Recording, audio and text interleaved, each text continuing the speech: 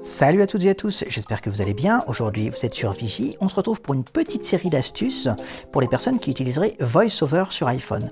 Alors la première astuce que je vais vous proposer, oui parce que astuce est un mot féminin, mettez un like si vous ne le saviez pas. Ce bruitage était totalement naturel d'ailleurs. Bref, mettez un like. La première astuce consiste à augmenter un petit peu la rapidité du toucher haptique pour rendre la navigation sur votre iPhone avec VoiceOver plus fluide. Donc écoutez, je vais vous en dire plus juste après le générique. Bienvenue sur Vigie, la chaîne où on tâtonne pour voir plus loin qu'avec les yeux. Si le contenu vous plaît, abonnez-vous et partagez-le. Bonne écoute. Donc, nous revoici sur mon iPhone, la version iOS 18.4, car je tourne cette vidéo en avril 2025. Alors, qu'est-ce que c'est le toucher haptique? Le toucher haptique, c'est lorsque vous avez une notification ou dans certaines applications, lorsque vous avez un menu, le fait de pouvoir laisser appuyer votre doigt avec VoiceOver d'activer pour débloquer certaines actions. Horloge, mer, ne pas déranger, horloge, mer, 9, 20, horloge, alarme, bouton. Par exemple, ici, on voit que j'ai une notification d'alarme. Donc, je fais un premier clic pour sélectionner et un deuxième clic où je laisse appuyer sur VoiceOver. Hop. Rappel d'alarme, bouton. Arrêter, bouton. Fermer le menu contextuel, bouton. Voilà. Et donc là, j'aurai différentes options qui se sont, si vous voulez, mises, qui sont devenues apparentes grâce au toucher haptique. Donc, voilà à quoi sert le toucher haptique. Et donc nous, ce qu'on va faire aujourd'hui, dans cette vidéo, c'est qu'on va essayer de raccourcir le délai avec lequel, avec lequel il faut rester appuyé avec le doigt pour déclencher ce menu d'action sur les notifications ou dans les menus de certaines applications. Donc pour ce faire... Centre de notification, en tête. Réglage, partage de connexion, général, accessibilité, bouton. Accessibilité, en tête. On va dans les réglages, accessibilité.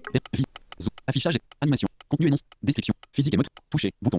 On va dans toucher. Assistive touch, non, bouton. If touch vous permet toucher, en tête.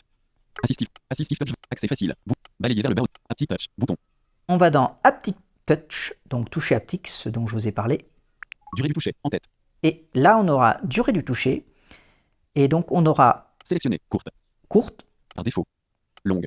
Par défaut ou longue. Donc, par défaut, la durée sera moyenne. Donc, si vous avez un iPhone que vous venez de... Si vous venez d'avoir votre iPhone, voilà, ce sera la durée par défaut, donc la durée moyenne. Et moi, vous voyez que je l'ai mise... Par défaut. Sélectionner, courte. Sur courte. Et donc là, vous aurez juste à sélectionner l'une des options suivantes. Donc, si vous préférez avoir une durée longue, vous pouvez tout à fait. Ou alors une durée courte.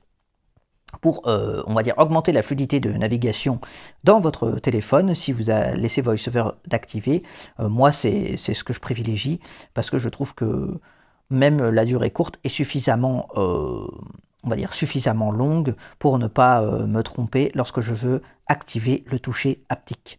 Par défaut, longue. Ajuster le temps nécessaire à l'affichage des aperçus, des actions et des menus contextuels. Voilà. Test de la durée du toucher, en tête. Évaluation de la durée, bouton. Et donc là, vous aurez un bouton d'évaluation de la durée du toucher avec une petite fleur. Vous pourrez essayer de paramétrer les différentes durées. Sachez qu'une fois l'aperçu de la fleur ouvert, il vous faudra faire un zigzag avec deux doigts pour fermer l'aperçu, pour retourner donc à cette page de toucher haptique. Mais voilà, sinon vous pouvez mettre une durée et puis essayer de voir à l'usage. De toute façon, c'est assez facile, hein. Vous faites réglage, accessibilité, toucher, haptic touch, et après vous choisissez la durée qui vous convient. Bah écoutez, c'est tout pour cette petite astuce, pardon, moi-même je fais l'erreur. J'espère qu'elle vous aura plu. Et puis je vous invite, si vous voulez en connaître d'autres, car je vais essayer d'en publier quelques autres à l'avenir, je vous invite à laisser un petit commentaire, vous abonner et puis lâcher un petit like. C'était Vigie, salut!